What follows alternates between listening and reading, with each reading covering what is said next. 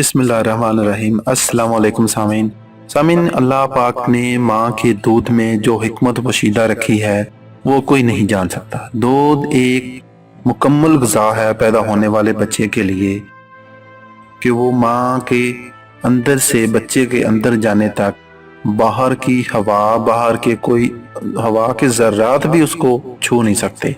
अल्लाह ताला ने वो ऐसा निज़ाम बनाया।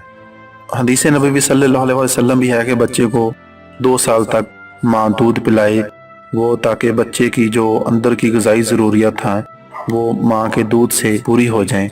लेकिन 2 साल तक दूध पीने के दौरान फिर बच्चा इतना आदी हो जाता है कि अगर आप उसको दूसरी ग़िज़ाएँ दें वो खा तो लेगा, लेकिन माँ का बच्चे का जो दूध छुड़ाना है वो बहुत मुश्किल हो जाता है। और तरह तरह के हीले बहाने करते हैं, माएँ करती हैं, बहुत सारे जतन करती हैं, लेकिन बच्चे को ऐसी आदत पड़ी होती है वो नहीं छोड़ता। तो उसके लिए आपको एक छोटा सा रूहानी दम बताते हैं, रूहानी हाल बताते हैं इसका कि जिस माँ ने अपने बच्चे को दूध छुड़ाना हो तो इसे चाहिए कि भैंस के दूध पर या मतीनू को 111 मरतबा पढ़कर दम करके बच्चे को पिलाए।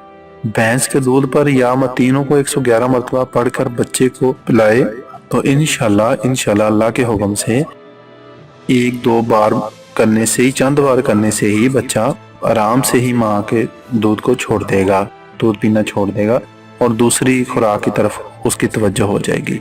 मज़ीद अच्छी वीडियोस के साथ दोबारा हाजिर होंगे, तब तक इजाज़त दीजिए। अल्लाह हाफ़िज़।